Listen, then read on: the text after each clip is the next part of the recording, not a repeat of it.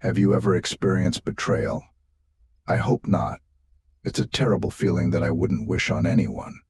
Unfortunately, I personally had to deal with this.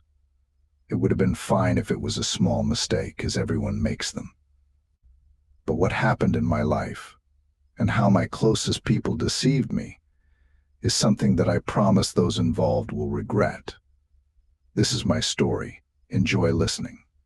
My name is Todd. I consider myself to be attractive and intelligent with healthy self-esteem.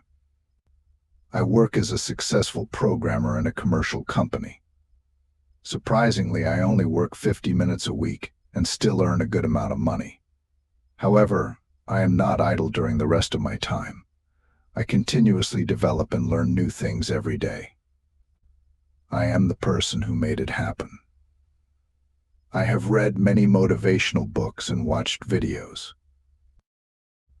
I have had conversations with rich individuals and was able to rise out of being poor, so I value everything I own. I am thankful for all that I have each day. However, the most important accomplishment in my life is my wife, Judith, who is younger than me by 4 years. She is 25 years old while I am 29. She works as a model, appearing in different ad campaigns, and has a large fan base on social media. Judith loves her life and has a fit body with tan skin, toned legs, and a pretty face. She was quiet at first, but her life transformed after we met. Originally, she worked as a cashier without any aspirations or dreams. However, I saw potential in her and encouraged her. Even though I had a decent job at that time, I could afford a lot for both of us. With my help, she left her cashier job and became a successful content creator on social media. Now, with our incomes combined, we have a comfortable life. Living a luxurious life may seem like a successful and fanciful idea, but when reality hit me, I realized how wrong I was. My school friends Philip and Alan were by my side as we ventured into our first business together at 18, setting up an ice cream stand. Unfortunately, it failed within 6 months. We tried again with a hot dog business, but that also closed after 5 months. Despite our efforts, all our attempts at starting successful businesses seemed to end in failure. Were futile. At 21, I realized that something needed to change, so I entered the IT field, which was new for me, but I knew it held a future my friends didn't support. My idea saying it's a waste of time, you need to deal with real things, create something of your own, not work for someone else. I disagreed with them because I thought ahead. I understood that becoming a skilled specialist would enable me to start my own project in the future, and it turned out that way. Philip and Alan continued to try building a business. Now they have only one fast food stand that has been holding on for 3 years, bringing them profit, which they split in half. However, compared to the money I'm making, their profit is peanuts. Instead of exploring something new and moving forward, they, like stubborn sheep, continued to hammer in one spot. They succeeded, but I don't think it's the result they were hoping for. While I could afford to travel to different countries, buy expensive clothes and cars, dine in restaurants, and have a wife with model looks, these two continued to live in the city, facing stress from their daily affairs. I'm not angry with them for not wanting to join me. It was their choice, and I understand them now. We maintain a connection, but it's not like it used to be. They can come to my place on weekends, sit on my leather couch, and we can play video games and discuss mundane things together. Despite our differences, we maintained a good relationship and often met mostly. At my place, they liked my affluent home, but I didn't immediately realize that my wife was also appealing to them for me. Meetings with Philip and Alan were like a distraction. They were simple guys without education, and I liked that I could sit with them, have a beer, and talk about all sorts of nonsense I didn't try to boast in front of them. On the contrary, I tried to lower myself to their level and be down to earth. Judah was never against me spending a couple of evenings a week with friends. She had her own girlfriends, and she often hung out with them. Judith and I were very hospitable, so our home was never empty. One evening when I was returning home, I was stopped by a neighbor named Jimmy. He was a director. He stopped me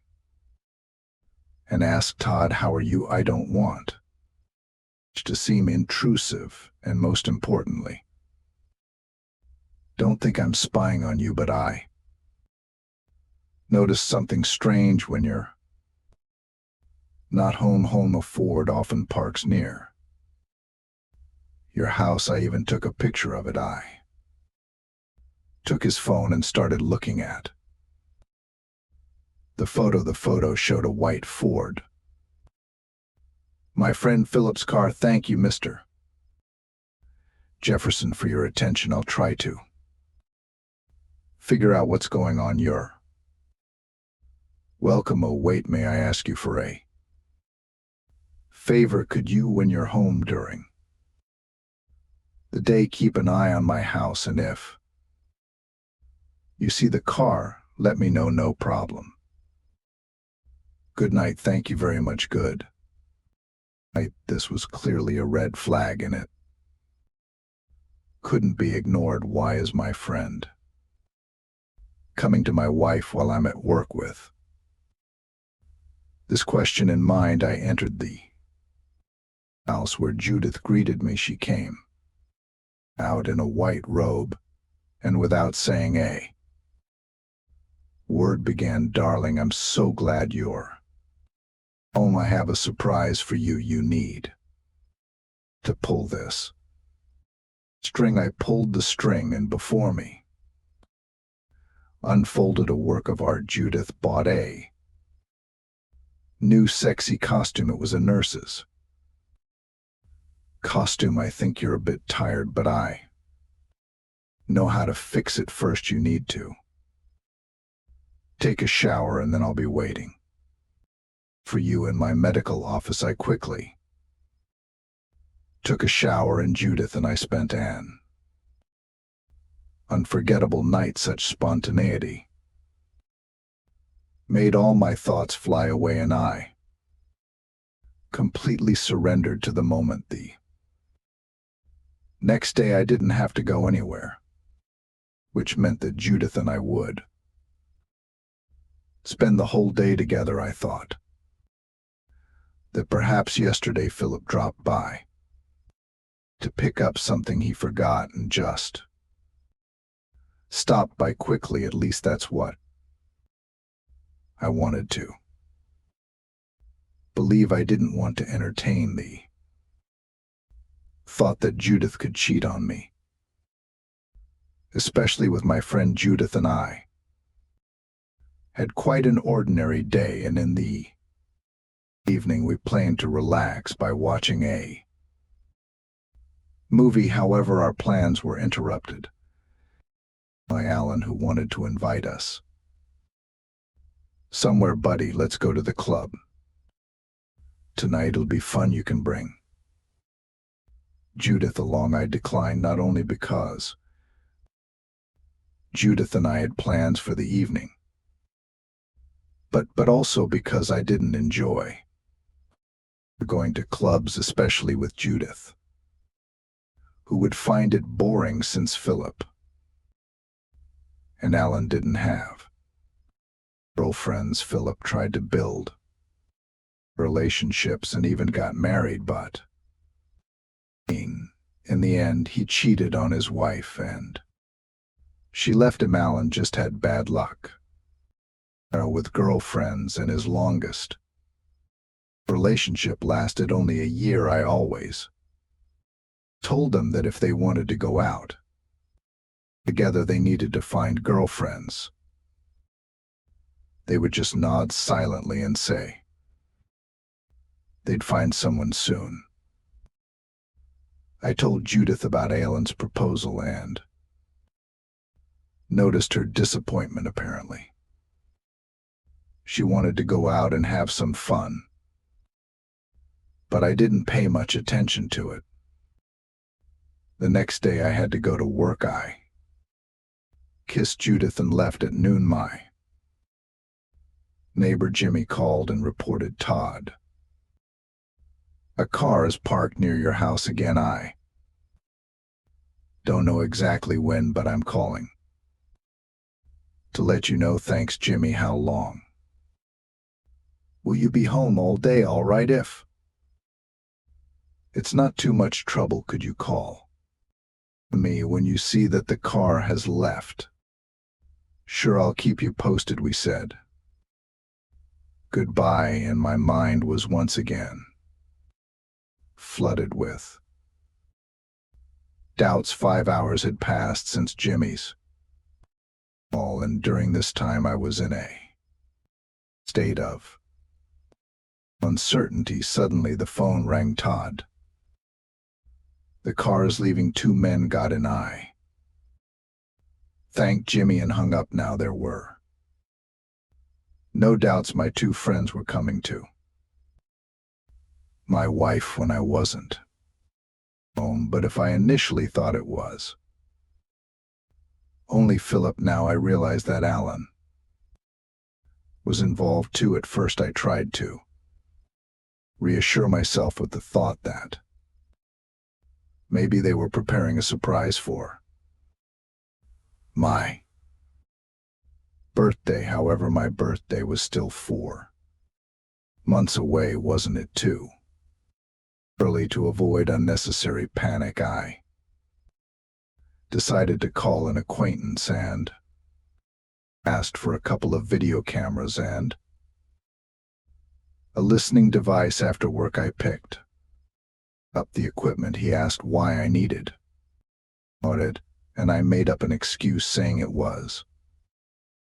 wasn't for me. As I drove home, my hands were trembling. I even felt ashamed that I would be spying on my wife, because I was so certain that she couldn't betray me. Entering the house, Judith greeted me joyfully. We had a delicious meal and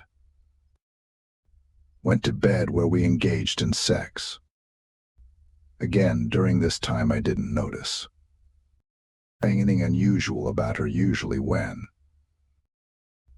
a woman cheats on a man, she changes in behavior and character, but my wife was, as usual, even better.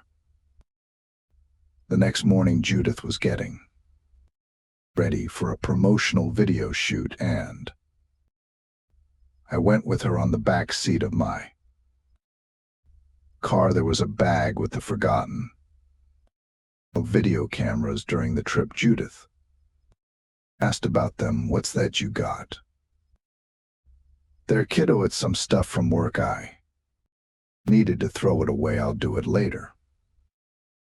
When I leave with this statement, I killed 2 birds with 1 stone. During the time Judith was working, I went home. Time flew by, and I didn't realize that 2 hours had passed. However, all the cameras were set up, one in the bedroom, another in the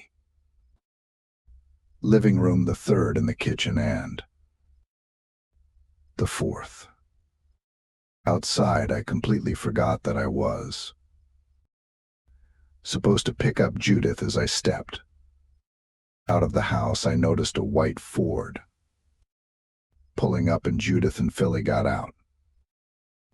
I called you 20 times. Where were you? Disappearing to Todd, Judith said, and I checked my phone. Indeed, there were 20 missed calls from her. I apologized, but Judith just walked past me silently. At that moment, Philip approached. Dude, you messed up big time and I had to handle things myself. Sorry, just got caught up. It was an urgent call and I needed to fix a project. All right, no big deal. I can help you out considering how many times you've bailed me out. We said our goodbyes and I went back into the house. The whole evening passed in a silent atmosphere. Judith was upset with me for not picking her up, so I tried to apologize. You promised to pick me up. Why didn't you come? There was an urgent order. Forgive me. I won't forgive it. Next time we hugged each other and went to bed. I felt ashamed that I could suspect her of something I didn't fully believe it, thinking that Jimmy, the old man, let his imagination run wild. However, since he provided me with photos, I had to personally confirm everything. At night while Judith slept, I decided to unlock her phone and check her messages. I found nothing suspicious in them. The phone was clean. I went to sleep with a clear conscience. 2 weeks passed since I installed cameras in my house. While I was at work, I kept an eye on what Judith was doing at home, and everything seemed fine. Nothing suspicious, not a hint of anything. After that night, I decided to check Judith's phone a couple more times, and it turned out to be clean. No signs of infidelity or communication with my friends. Everything was normal. We hung out with Philip and Alan, spending quality time together. Judith worked, and we went out to the city, visited various interesting places, and overall lived a peaceful life. One day at work, I decided to check the cameras. I was already tired of doing this every time. I understood that I wouldn't find anything, and it seemed pointless. Other thoughts started bothering me. What if Judith finds the camera and thinks I'm spying on her and don't trust her? I looked at the camera and saw Judith opening the door. Unexpected for me, I turned on the outdoor camera and saw a white Ford parked near my house. Philip and Alan were standing on the porch. Judith happily greeted my friends, and they entered. I unplugged the listening device, which was installed in the living room. Under the coffee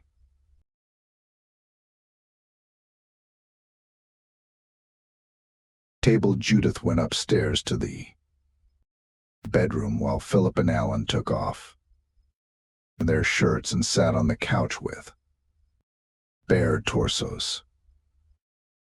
Judith changed in the room, and I saw her taking out a sexy costume from the wardrobe, the same one she wore for me the night before. I watched everything without taking my eyes off, but at that moment I decided what I would do with them. It was time to take out the trash. Quite Literally, I called a person with an untraceable number whose name couldn't be disclosed, but let's call him Mr. Keller. He specialized in discreetly disposing of trash on request. I called Mr. Keller and outlined the entire situation, my voice trembling and the phone almost slipping from my hands.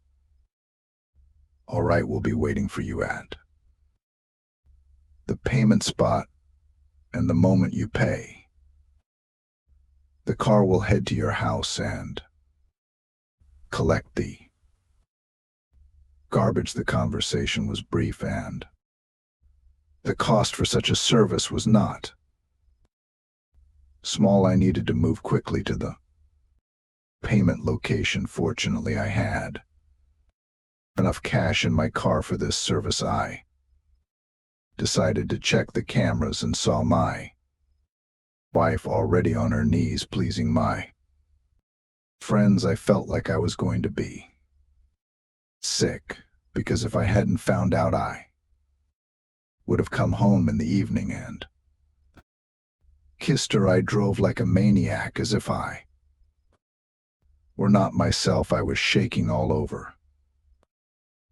and it felt like I could faint. I felt so bad, so hurt, and I even shed a tear. I couldn't understand how my school friends and my wife could betray me like this. I quickly arrived at the location, an abandoned building. I needed to leave an envelope, so I placed the envelope with money under a stone and sent a message. Eggs laid literally within the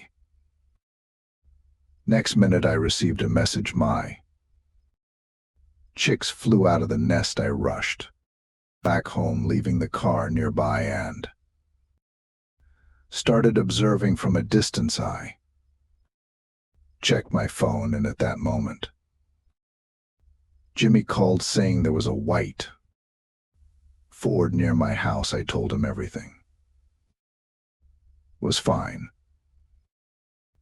I turned on the cameras again and saw two men enjoying my wife on my leather couch. It felt like I was watching an adult movie. It hurt again, but I sensed that justice would prevail soon. 10 minutes after I arrived home, a white van pulled up. 3 sturdy men dressed in all black and wearing balaclavas immediately stormed into my house. One thug knocked out Philly with a single blow. The second subdued Alan, and the third silenced Judith.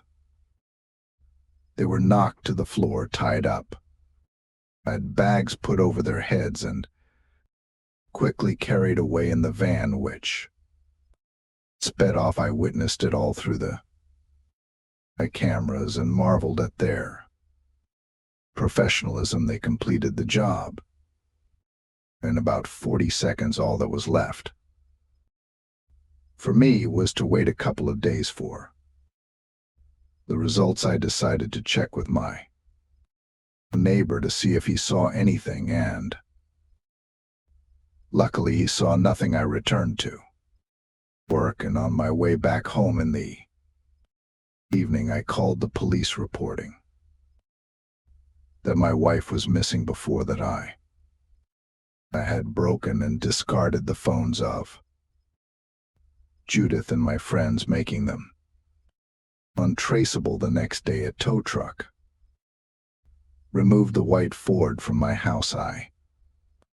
informed the police that, as usual, I returned home but found my wife missing without any clues. All neighbors in the area provided their statements, confirming that the white Ford frequently approached my house when I wasn't home. I was surprised to learn that not only Jimmy had seen this car near my house, since the car was Registered under Philip's name, he became the primary suspect. Initially, they also suspected me, but when they called my workplace, they found out I hadn't left on the day of the disappearance. While the investigation was ongoing, I backed up all the camera recordings onto a disk and hid it. Well, 4 days later, I received an anonymous video showing 3 bodies being delivered to the destination point.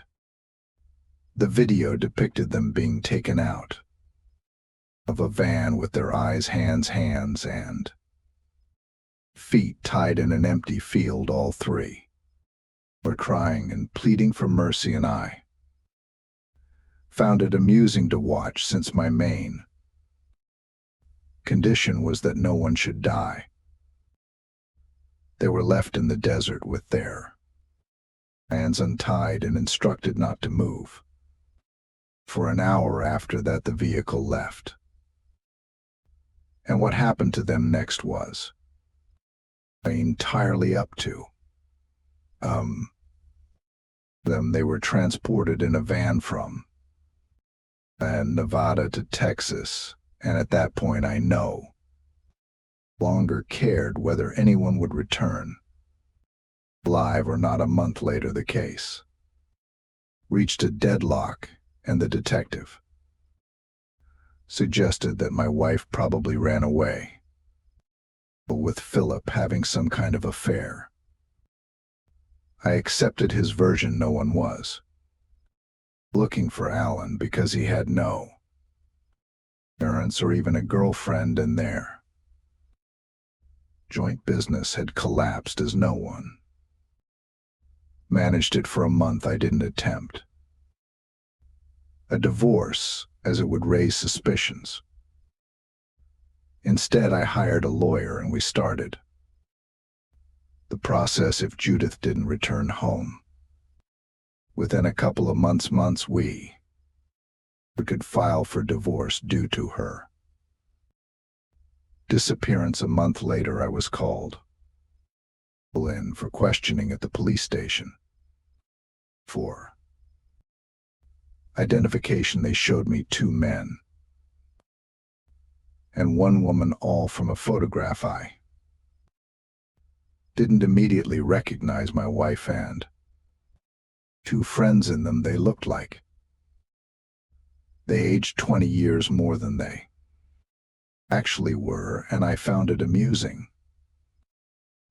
They were all in worn-out, torn clothes, emaciated, and overall looked terrible. I identified all 3 and asked the investigator how they were found and where they were. He said that in Texas, a couple of naked savages robbed a gas station, stole someone else's car, and drove off in an unknown direction. Exactly 24 hours later, the car was found by the roadside. The thing is,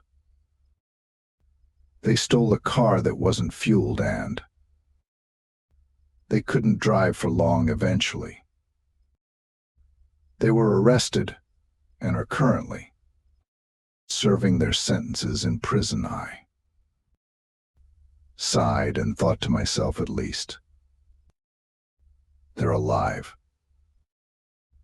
I didn't expect this outcome. I thought they'd have enough sense to make it home intact and unharmed. Instead, out of desperation, they chose to commit a crime. I was horrified to realize that these people had accompanied me for a significant part of my life, and I didn't feel sorry for them. Seriously, who could pity them? I managed to get a divorce. I can't say it was easy, but I succeeded, and I officially became a free man. I traveled to Texas once to look each of them who betrayed straight in the eyes. All 3 seemed completely out of it. But the most amusing part was that none of them even suspected it was my doing. None of them considered it could be revenge for their betrayal, and it even saddened me a bit that they didn't realize the gravity of their sin against me. I was glad to stay on the sidelines. But when I looked at these people, they were utterly unfamiliar to me. They were lost individuals. When I directly asked Judith if she had betrayed me, she quietly said, "Never," and I smiled and walked away. I honestly expected a struggle. I thought they'd return home and realize I was the one who sent them to the desert. However, they turned out to be so weak, so foolish, that they dug themselves into an even deeper hole. I only gave them an opportunity to show themselves how they would act under stressful conditions, but